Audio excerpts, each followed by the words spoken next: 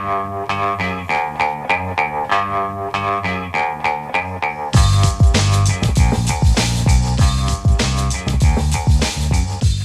Lehrer on WNYC. Now a segment for the Health and Climate Tuesdays section of the show, which we've been doing every week this year. We'll be on the climate side today.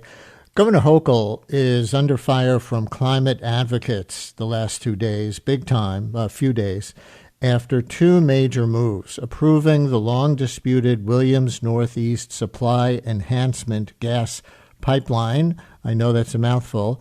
It's a project that state regulators had rejected several times on environmental grounds, and agreeing to delay implementation of New York's all-electric buildings law, which begins phasing fossil fuel hookups out of new construction.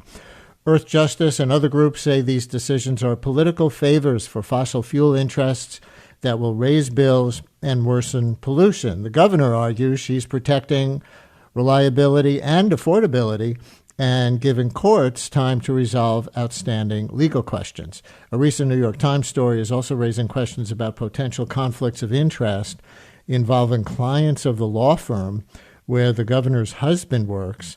And there's a new advocacy group report out today detailing a sharp increase in lobbying by utilities and fossil fuel companies under Hochul, including firms that have pushed to weaken the state's climate laws in various ways. So we are joined by Liz Moran, policy advocate in Earthjustice's Northeast office, to talk about what these decisions could mean for New Yorkers' bills, the state's climate goals, and the politics around all of this from an environmental advocate's point of view. Liz, thanks for joining us for this. Welcome back to WNYC. Thanks so much for having me, Brian. Happy to be here. And I will ask you some pushback questions as we go from people on the other side of these issues. But how would you characterize what these two decisions, approving the gas pipeline and delaying the all-electric buildings law, signal about Governor Hochul's current approach to climate and energy policy? To say, it's not even just these two recent decisions. Unfortunately, over the past year, we have seen a number of decisions the governor has made, proactive decisions that only stand to benefit the CEOs of the oil and gas industry and utilities. And it runs directly counter to what the governor proclaims as her own energy affordability agenda. These are totally decisions that backtrack former commitments she made. Take, for example, the recent backsliding on all-electric new construction. That was policy that the governor rightfully championed based on the science and evidence that it will not only help us reduce climate pollution, but it'll also save New Yorkers money. So to be where we are now is profoundly disappointing and only stands to harm New Yorkers' wallets. Let me ask you a pushback question on the all-electric buildings law. This comes from the New York Post editorial board, and it says, the All-Electric Building Act pretends that forcing a switch to electric heat and cooking will reduce greenhouse gas emissions, even though New York's electric supply relies on burning more fossil fuels than it did a decade ago. Is that a contradiction here? You need to generate the electricity in some way, and a lot of that comes from fossil fuels. So is it really any better than using the fossil fuels directly in people's homes for gas stoves?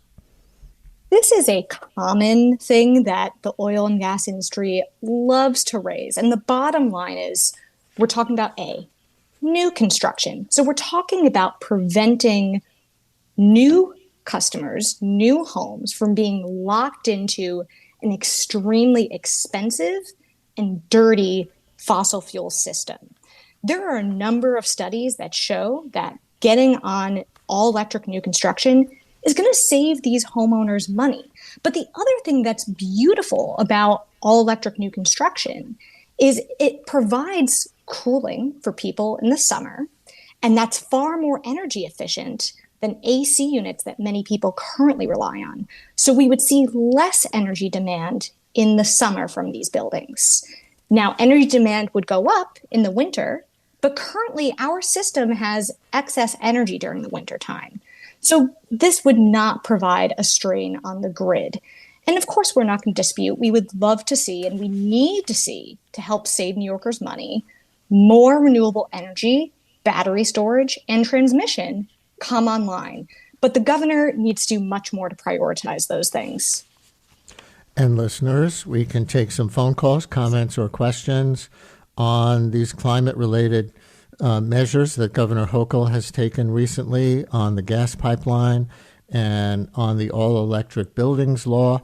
212-433-WNYC. You can call with an opinion. You can call with a question. If you made the switch to electric heating or cooking, or if you rely on gas or oil, have you noticed anything in your bills recently? We know utility bills have been going up everywhere. And your comfort, for that matter. Give us a call with your story or opinion or a question. 212-433-WNYC, 212-433-9692. Call or text for Liz Moran from the environmental advocacy group Earthjustice. Going back to that New York Post editorial, on the question of affordability, you say this is going to be cheaper for people.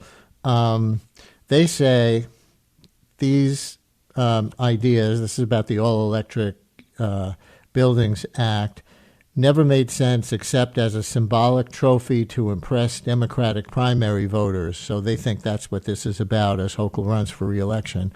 But then it says if the governor were serious about ensuring long-term affordability for average New Yorkers, she'd push for outright repeal of the act, not just delay, then roll back as much of the climate agenda as she can.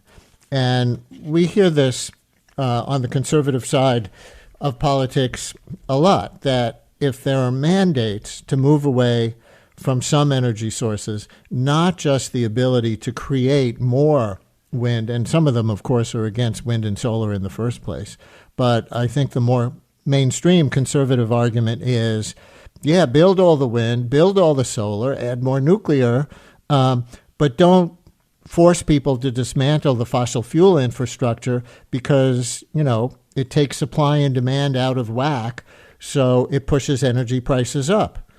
What's your response? There are some fantastic reports that show that people who live in all-electric new homes are going to save money. And that needs to be the top priority for Governor Hochul and New York State lawmakers. There is an energy affordability crisis in New York. And the reason that is squarely lies on our dependence on gas and gas infrastructure. Gas prices keep going up, and the costs of maintaining and replacing and expanding gas infrastructure are showing up on New Yorkers' energy bills. This is unsustainable. We need to see lawmakers do much more to protect New Yorkers from those rising costs. And transitioning New Yorkers to gas, starting with new construction, is common sense. A report that was released just a few weeks ago found that families who live in all-electric new homes stand to save at a minimum $1,000 per year on average. These homes are also cheaper to build. According to the New Buildings Institute, all-electric homes are $7,000 to $8,000 less expensive to build. So if the priority is saving New Yorkers money, we need to stop caving to the lies of the oil and gas industry, who do not care about saving everyday New Yorkers money. They care about their own profits. And Joe in Brooklyn, you're on WNYC. Hello. Hey, thanks so much for having me. What you got? I just wanted to make a comment. Specifically, the amount of energy that it takes to heat and cool a building through electricity is significant. In fact, heat is one of the most inefficient things that you can do with electricity. So while I am extremely pro renewable energy, and especially the idea behind this act, over half of the electricity that's produced for the city alone is produced from fossil fuels. So to convert that energy source from fuel to electricity and then back towards producing heat is wildly more inefficient than just piping natural gas directly into heat suppliers to the building. So a very, very interesting bill, but I'm not sure I can get behind it right now with our current infrastructure. Liz, what do you say to Joe in Brooklyn? Yeah, so I think it's important to note that New York City already has all electric new construction in effect. So it's important to clarify the existing law in New York City and New York State doesn't address existing buildings. It's about new construction. New York City has Local Law 154, which has already been in effect for a year. So new buildings that are under 7 stories are already being successfully constructed as all electric new builds. And there's plenty of data to indicate that these buildings are more energy efficient and save the people who live in them money. But to that end, it's really important to note that we need to tackle large energy users. There's concerns about grid capacity, and it's falsely blamed on electrification. These homes and businesses don't consume that much energy. The energy hogs we need to worry about are data centers for AI and cryptocurrency mining. Cryptocurrency mining in New York alone, actively, consumes as much energy as it would take to power over 970,000 homes. That would be the second largest city after New York City. So lawmakers do need to take energy consumption very seriously, but that should not be placed on building electrification. We need to look at the energy hogs that are causing energy bills to go up. One listener writes as a quick response to Joe in Brooklyn, and maybe you just did that, but the listener writes, please fact check that caller. Electricity used in heat pumps is way more efficient than fossil fuel powered heat systems. I guess that's what you were just addressing. But the kind of concern that he raises is kind of consistent with what some people here say. I'm just looking at these other texts that are coming in. I'm trying to find a good representative one because there are a few like this, that the governor is approving the pipeline for natural gas and delaying the electric buildings law to help her with re-election next year, because there are still a lot of people like Joe in Brooklyn out there who think this reduces their choice and decreases their affordability. But there's also this other element that we see in the New York Times and a new report from some other advocacy groups that came out just this morning that say maybe it has something to do with the fossil fuel industry's power through lobbying, and even with a conflict of interest that might involve the governor's husband. So, for example, there's this recent New York Times story that raises questions about the appearance of a conflict of interest because the governor's husband works at Davis Polk, a firm connected to companies that stand to benefit from the pipeline approval and a separate crypto mining permit. And now this new report out this morning from the groups Lil Sis, Strong Economy for All, and NY Renews, and they document a major increase in lobbying by utilities and fossil fuel companies under Hochul, in one case nearly by 150%, along with campaign fundraising by some of these same firms. So do you see a conflict of interest here, or corporate lobbying influence, not just concerns about how the public will react in her re-election year? Here's what I can speak to. There has been a disturbing pattern of behavior from the governor where she has walked back her own commitments that ultimately follow the science when it comes to climate change and would align with her energy affordability agenda. It began when she started the year by delaying implementation of our climate law. And it continues to her more recent decision in deciding to walk back their previous position and delay all electric new construction. What's happening with the misinformation from the oil and gas industry is sadly par for the course. We're talking about an industry that is extremely well endowed and has spent billions and billions of dollars over the course of decades lying to the public. And so maybe it doesn't always come in the form of overt climate denialism these days, but it instead comes in the form of lying about how acting on climate and more renewables would actually save people money. It comes in the form of lying about the benefits of electrification. And what we need elected leaders like Governor Hochul to do is to demonstrate true leadership and show what we need to do to actually save New Yorkers money while staying true to our climate law. You know, we are getting a fair amount of pushback on this, both on the phones and in text messages. There are definitely people who support, but our audience, at least those who are inclined to chime in, seem fairly divided on this. One text says, your guests totally sidestepped the caller question about gas to electric to heat and efficiencies pertaining to the 5% loss in electric transmission. So do you have any concern about too much demand on the grid risking power outages?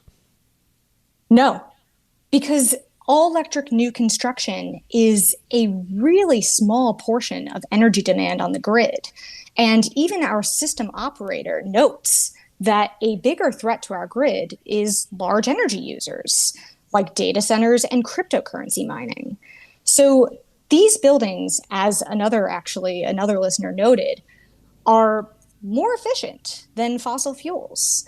And they are especially more efficient in the summer when we have heat waves that are increasingly becoming a problem due to climate change. Heat pumps are actually a benefit because they consume less energy during that period of time. And they offer a lot of people AC that don't necessarily have it right now. John in Manhattan, you're on WNYC with Liz Moran from Earthjustice on Governor Hochul's delay of the implementation of the All-Electric Buildings Act and her approval of a controversial gas pipeline. Hey, John. Hey, how you doing? Thanks for taking my call. I really appreciate it. So I just wanted to say that I have a little cottage upstate, and in the cottage, I actually have the highest rated electric heat pump at 1,800 BTU for 1,000 square feet.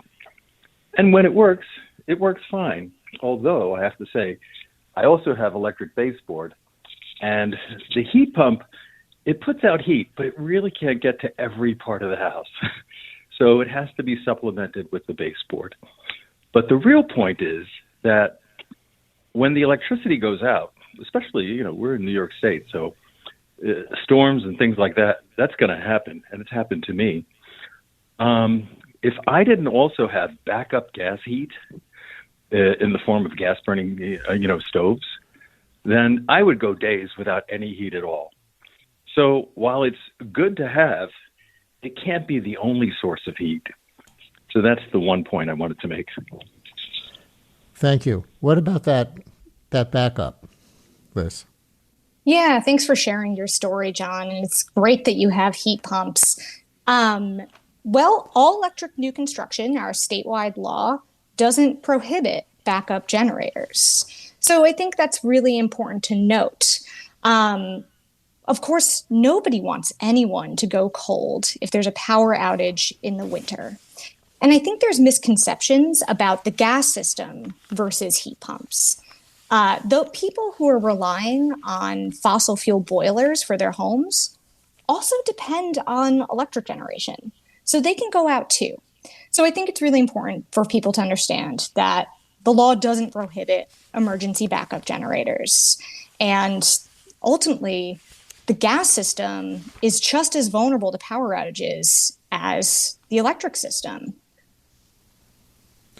And some texts that are coming in on your side. Before we run out of time, listener writes, I just don't understand the timing of the backstep from green energy. We already planned for the shift, and now we're suddenly changing course while global warming only gets worse. Another listener writes, maybe mention the climate impact of gas. We've talked more about the Electrified Buildings Act more than the approval of the gas pipeline.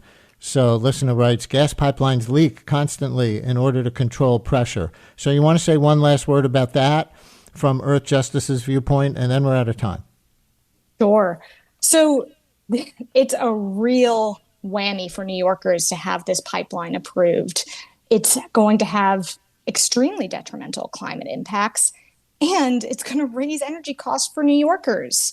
It's not like the company is going to be covering all those costs. It's going to cost about $3 billion, and that's going to be on the costs of ratepayers. So when it comes to climate emissions and what we need to do to reduce those emissions and help save New Yorkers money, we need a course correction from the governor here, big time. There is one bill I want to note that's before the governor that is a win-win that would save New Yorkers as much as $600 million every year while helping us reduce climate pollution. And that's a bill that would repeal an outdated fee that shows up on people's utility bills called the 100-foot rule. So these have been really disappointing decisions as of late that harm our climate, that harm the wallets of New Yorkers. And we need the governor before the year ends to sign the 100-foot rule to start a course correction. Climate and energy issues engaged as Governor Hochul begins to run for re-election. We thank Liz Moran, policy advocate for Earthjustice's Northeast office. Thank you for coming on. Thanks for having me.